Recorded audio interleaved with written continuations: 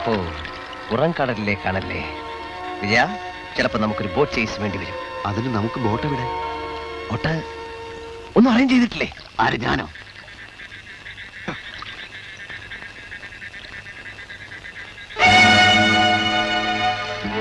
അതാ ഒരു boat. Hello, ഒന്നിക്കലേ.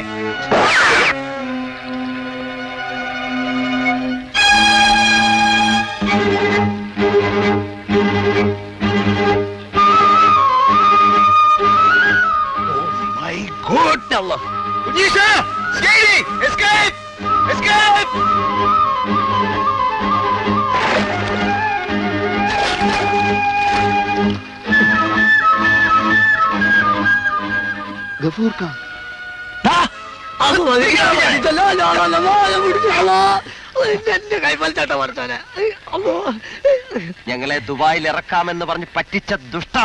Dubai കടപ്പുറാണെന്നും പറഞ്ഞു നീ ഞങ്ങളെ മദ്രാശിയിലെ മറീന ബീച്ചിൽ ഇറക്കി വിട്ടു അല്ലടാ? പൊന്നു മക്കളെ, ഞാനും വിചാരിച്ച ദുബായി അന്ന്, അല്ലാതെ മനഃപൂർവ്വം ചെയ്തതല്ല. കൊല്ലണ്ട കൊല്ലണ്ട. എന്തായാലും മദ്രാശി നമ്മളെ തെണ്ടിച്ചില്ല. ഒരു കണക്കിന് ഗഫൂർക്ക നമ്മുടെ ഭാഗ്യ നക്ഷത്രമാണ്. അതെ, നിലയും വിലയുള്ള രണ്ട് സിഐഡികളാണ് നമ്മളിപ്പോ. സിഐഡികൾക്ക് വേണമെങ്കിൽ ആരെയും എപ്പോഴും കൊല്ലാം. അതുകൊണ്ട് ജീവനിൽ കൊതിയുണ്ടെങ്കിൽ ഞങ്ങളോടൊന്ന് വാങ്ങിച്ച പൈസ തിരിച്ചാ. ജീവന് കൊതിയുണ്ട്, പക്ഷെ പൈസ ഇല്ല. ഇതെന്താണ് തന്റെ കയ്യില്? അത് മുറുക്കാൻ പൊതിയാണ്. കാണട്ടെ.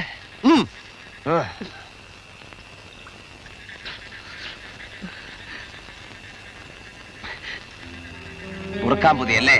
അതെ.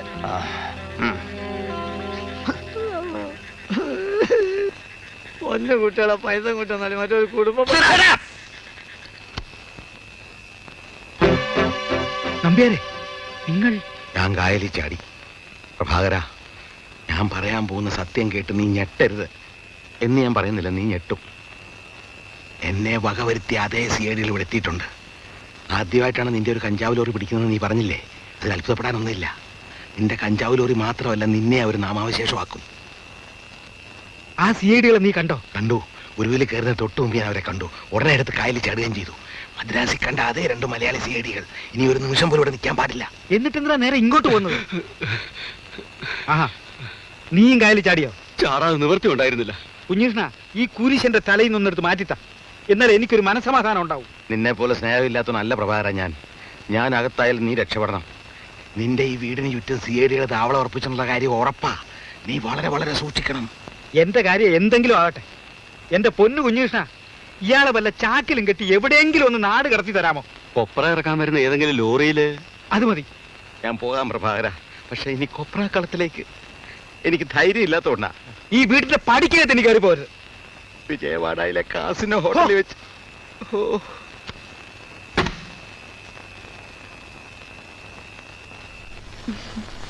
ഇതുപോലുള്ള എത്രയോ നിവേദനങ്ങള് നേരത്തെ കൊടുത്തിട്ടുള്ളതാ. ശരിയായിരിക്കാം, പക്ഷെ ശോഭയ്ക്കറിയോ, കഞ്ചാവ് ലോറി പിടിച്ചേ പിന്നെ എനിക്ക് ഊക്കം പേരാ. കൊലപാതകം തെളിയിക്കണമെങ്കിൽ ഈ പ്രശ്നം പരിഹരിച്ചേ പറ്റൂ എന്ന് മിനിസ്റ്ററോട് ഞാൻ തീർത്തു പറഞ്ഞു. ഒന്ന് ശ്രമിച്ചു നോക്കുന്നുണ്ടെന്താ? ഇതിലൊരു ഒപ്പിട്ടെ. ബാക്കിയൊന്നും ശോഭ അറിയുകയും വേണ്ട, അന്വേഷിക്കുകയും വേണ്ട. വന്നേ.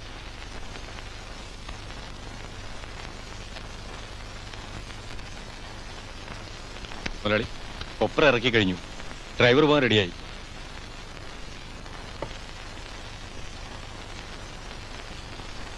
ഞാൻ നിന്നെ ഒരുപാട് ബുദ്ധിമുട്ടിച്ചു. അതൊന്നും സാരമില്ല അനന്ത.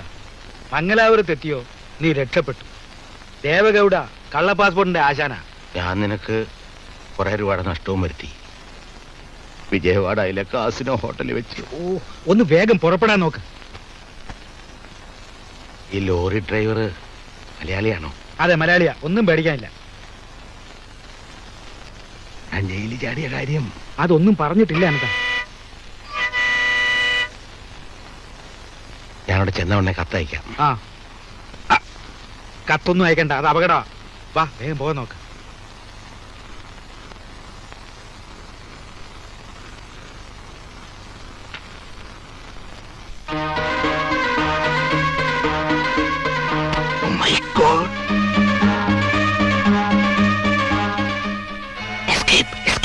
എന്താടോ എന്തു പറ്റി? സിഐഡി ചാരൻ.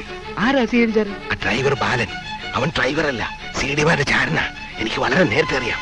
അവൻ കൊപ്രയാർക്കാൻ വന്നല്ല, നിന്നെ ഒറ്റിക്കൊടുക്കാൻ വന്നാ. പകരം നീ എന്നെ വിശ്വസിക്കേ. മദ്രാസ് ടാക്സി ഡ്രൈവറായിട്ടായിരുന്നു അവന്റെ അടപ്പ്. അവന്റെ സഹായത്തോടെയാ ആ സിഐഡികൾ എന്നെ വലയിലാക്കിയത്. അങ്ങനെയാണെങ്കിൽ അവൻ ഇവിടം വിട്ട് പോവില്ല. കുഞ്ഞീഷ്ണ,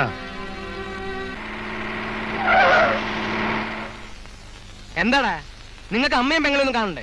ഇറങ്ങടാ, ഇറങ്ങടാ. എന്തിന്? എന്റെ അമ്മോ. നിർത്ത് നിർത്ത് നിർത്ത്. എന്തിനാ എന്നിട്ട് ഇങ്ങ് തല്ലണേ? ഞാൻ എന്ത് തെറ്റാ ചെയ്തേ? തടി മിടുക്കുന്ന വെച്ചിട്ട് എന്ത് തോന്നിവാസം കാണിക്കേ? ഇതിപ്പോ ഇടയ്ക്കിടയ്ക്ക് എനിക്ക് ഇനി കിട്ടുന്നുണ്ടല്ലോ. എവിടെയാ നിന്റെ സിഐഡികൾ? ഏത്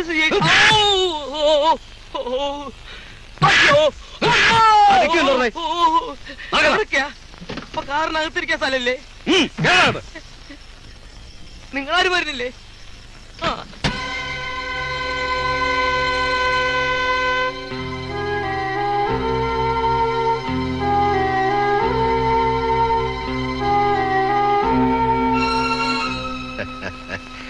എന്താടാ ബാല, നിനക്കെന്നെ മനസ്സിലായോ? എനിക്ക് ആരും മനസ്സിലായില്ല സ്വാമി. സാമിയോ?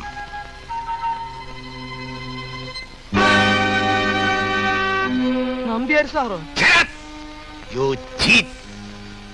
എന്നാ മരം കുത്തിയ പോലെ തലയിൽ ചുമന്ന കെട്ട്? പട്ടി എടാ ദ്രോഹി, നീ കാരണം ഞാനിന്നൊരു ഗതികിട്ട പ്രേതമായിട്ട് അലയുകയാണ്. പണ്ടൊരു കാർ ആക്സിഡന്റ് പെട്ട് മരിച്ചു പോവായിരുന്ന എന്നെ നീ ആശുപത്രിയിലെത്തി ജീവിപ്പിച്ചു. അതിന് നീ എന്നോട് ചോദിച്ച വില വളരെ വളരെ കൂടുതലായിരുന്നു. വളരെ സമാധാനമായിട്ട് കള്ളക്കടത്ത് നിർത്തിക്കൊണ്ടിരുന്ന എന്നെ നീ തറ പറ്റിച്ചു. എന്തൊക്കെയാ നമ്പ്യാർ സാറേ ഈ പറയണേ? എന്ത് കുറ്റം ചെയ്തിട്ടാ എന്നിട്ട് ഇങ്ങനെ തല്ലിച്ചറക്കണേ? ഒന്നും അറിയില്ലല്ലേ? പണ്ട് മദ്രാസിൽ എന്റെ ഓഫീസിൽ ആ സിഐഡികളെ കൊണ്ടുവന്ന നീ ആയിരുന്നില്ലേ? സിഐഡികളോ? അവർക്ക് ജോലി കൊടുക്കണമെന്ന് പറഞ്ഞ് എന്റെ രഹസ്യങ്ങൾ കണ്ടുപിടിക്കാൻ നീ കൂട്ടുന്നില്ലേ? സത്യം പറ, നീ ഒരു സിഐഡി ചാരനല്ലേ? സിഐഡി ചാരനോ? എന്റെ നമ്പ്യാർ സാറേ, തവണ അടയ്ക്കാൻ പറ്റാതെ എന്റെ ടാക്സി കാർ മാർവാടികൾ കൊണ്ടുപോയപ്പോ കണ്ടവന്റെ കൈയും കാലും പിടിച്ച ഇന്റർസ്റ്റേറ്റ് ലോറിയിൽ ഈ പണി ഒപ്പിച്ചത്. തമ്പി സാറിന്റെ കളത്തില് ലോഡ് ഇറക്കാൻ വരുന്നത് ഇത് 7ാമത്തെ തവണയാണ്. ഒന്നും പറയണ്ട, മുള്ളെടുക്കാൻ മുള്ളു തന്നെയാണ് നല്ലത്. മദ്രാസ് നിന്റെ ഭാര്യയും കുഞ്ഞുങ്ങളെയും ഞങ്ങളുടെ ആൾക്കാർ തട്ടിക്കൊണ്ടുപോയി കഴിഞ്ഞിരിക്കുന്നു. അവരെ നിനക്ക് ജീവനോടെ കാണണമെന്നുണ്ടോ? എന്റെ ഭാര്യയും കുഞ്ഞുങ്ങളും 24 മണിക്കൂർ സമയം തരുന്നു. നിന്റെ ആ സിഐഡി പരീക്ഷകളെ 2 നീ തന്നെ ഇവിടെ വെച്ച് കൊള്ളണം. സിഐഡികളാണോ കുടുംബമാണോ വേണ്ടതെന്ന് തീരുമാനിച്ചോ? ഏത് സിഐഡികളെ പറ്റി സാറ് പറയണേ? സിഐഡി ദാസനും വിജയനും നീ അറിയില്ലല്ലേ? ആ തെണ്ടികളോ? അവരിവിടെയും വന്നോ? അപ്പോ വെറുതെ അല്ല എനിക്ക് ഇടയ്ക്കിടയ്ക്ക് ഇങ്ങനെ കിട്ടണേ. റാസ്കൽ, സത്യമായിട്ടും എനിക്കൊന്നും അറിഞ്ഞൂടാ സാറേ. അറിയില്ലെങ്കിൽ പറഞ്ഞുതരാടാ. ഞങ്ങൾക്ക് അവരെ കൊല്ലാൻ കഴിഞ്ഞില്ല. നീ ആവുമ്പോ അവര് സംശയിക്കില്ലല്ലോ. ആലോചിക്കാൻ സമയമില്ല. എന്ത് പറയുന്നു? എന്റെ കുഞ്ഞുങ്ങള് ആ വിചാരം ഉണ്ടെങ്കിൽ ആ പിടിക്ക്. 2 വെടിയുണ്ടാ. എന്റെ പൊന്നു മോൻ മുനിച്ചാമി, മോളെ കണ്ണകി, ഉങ്ക അപ്പാവുക്ക് இந்த ഗതി വന്നിടിച്ചുവല്ലോ.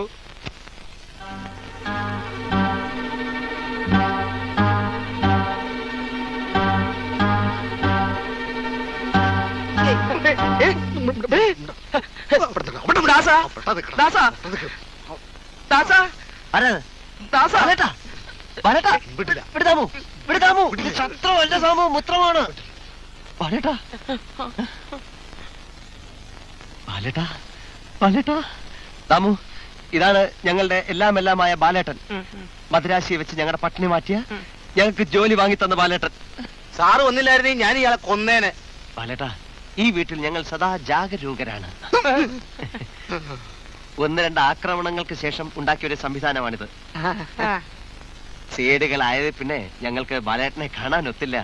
ട്രെയിനിങ് കഴിയുന്നതിന് മുമ്പ് ഒരു കേസ് അന്വേഷണത്തിന് വേണ്ടി ഇങ്ങോട്ട് പോരേണ്ടി വന്നു. ദാമു, ചായ കൊണ്ടുവാ. ഞങ്ങളുടെ എല്ലാ വിജയത്തിന്റെ ആണിക്കല്ല് ബാലേട്ടനാ. ആ ബാലേട്ടന്റെ ആണിക്കല്ല് ഇളകിയിരിക്കുക.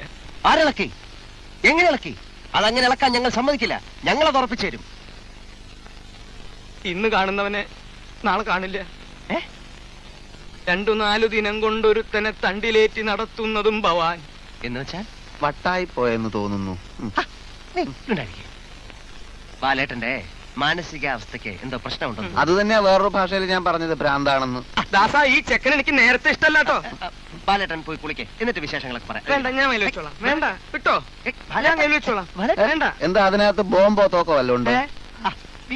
ബാലേട്ടൻ പോയി കുളിക്കേ. കുളിക്കുന്നത് നെല്ലിക്ക വെള്ളത്തിലാവുന്നതാണ് ഒന്നുകൂടെ നല്ലത്. ദേ, എന്റെ കയ്യിൽ നിന്ന് കിട്ടും. ഒരാൾ കുളിക്കും. ഈ ഓപ്പറേഷൻ വിജയിച്ചാൽ സിംലയിലോ ഡാർജിലിംഗിലോ അനന്തന് ഞാനൊരു ബംഗ്ലാവ് വാങ്ങിച്ചു തരും. ബംഗ്ലാവൊന്നും വേണ്ട പ്രഭാകര. സുഖമായിട്ടും സമാധാനമായിട്ടും എവിടെങ്കിലും കള്ളക്കടത്ത് നടത്തി ജീവിക്കാനുള്ള ഒരു സംവിധാനം ഉണ്ടാക്കി തന്നാൽ മതി. ഈ സിഐഡികൾ ഭൂമുഖത്തുനിന്ന് ഒഴിഞ്ഞു കിട്ടിയാൽ ഇന്ത്യ ജീവിക്കാൻ എനിക്ക് ഭയമില്ല. നിന്റെ ആളുകള് ബാലന്റെ ഭാര്യയും കുഞ്ഞുങ്ങളെയും കിഡ്നാപ്പ് ചെയ്തെന്ന് പറയും സത്യമാണോ? സത്യമാണോന്ന് അവരെ കൊന്നോട്ടോന്ന് ഇപ്പൊ ഫോൺ ചെയ്ത് ചോദിച്ചേ ഉള്ളൂ. എങ്കിൽ നമ്മൾ രക്ഷപ്പെട്ടു. ബാലൻ ആ സിഐഡികളെ തീർച്ചയായിട്ടും തട്ടും.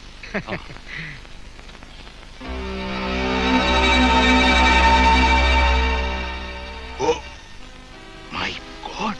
എന്താ എന്താ കാര്യം? പ്രഭാകര, ഈ വീട് സിഐഡികൾ വളഞ്ഞിരിക്കുക. അതിഭയങ്കരനായ ഒരു സിഐഡി നമ്മളെ വീക്ഷിച്ചോണ്ടിരിക്കുക. എവിടെ? അങ്ങോട്ട് നോക്ക്.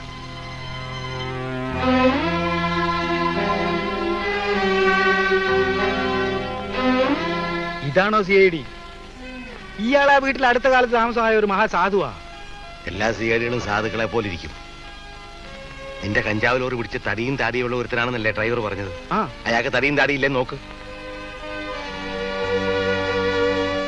നമ്പ്യാരെ, താൻ എന്നെ ഇങ്ങനെ ഒരുമാതിരി പേടിപ്പിക്കാതെ. പേടിക്കാതെ നിവൃത്തിയില്ല പ്രഭാകര. സിഐഡികളുടെ ലക്ഷണം കണ്ടാ എനിക്കറിയാം. ആ തടിയൻ തമിഴ്നാട് സിഐഡികളുടെ കൂട്ടാളി തന്നെ. ഡെയിലിയാടി ഇവന്റെ അടുത്ത് തന്നെ വന്നത് വിട്ടിത്തമായി പോയല്ലോ. ഈശ്വര, തനിക്ക് അഭയം തന്ന ഞാനാ വിട്ടി. എവിടെയെങ്കിലും പോയി തൊലഞ്ഞൂടെ തനിക്ക്? ഇനി തൊലയുന്നത് നമ്മൾ രണ്ടുപേരും ഒരുമിച്ചായിരിക്കും. അതെ സർ, സത്യമാണ്. ഗവേഷക ലോകത്തെ അമ്പരപ്പിക്കുന്ന സത്യം. ഞാനൊരു ആഞ്ഞിലി മരത്തിൽ ഒരു മാടം കിട്ടി, ഫോട്ടോ എടുത്തു. ഫോട്ടോയിൽ പക്ഷിയുടെ ഇരട്ടക്കൊക്കുകൾ പതിഞ്ഞിട്ടുണ്ട്.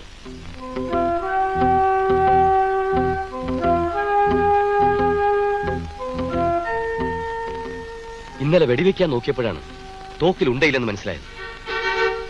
ഇനി അബദ്ധം പറ്റുകയില്ല. തീർച്ചയായും ഞാൻ വെടിവെച്ച് വീഴ്ത്തും.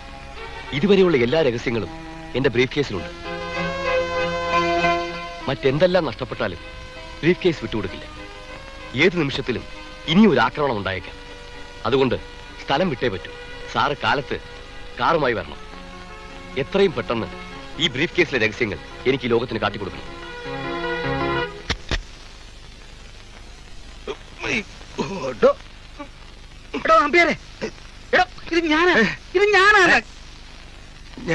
ഞാൻ വിചാരിച്ചു വല്ല സീഡുമാരും ആയിരിക്കും. CIDകൾ തയ്യാറെടുത്തു കഴിഞ്ഞു.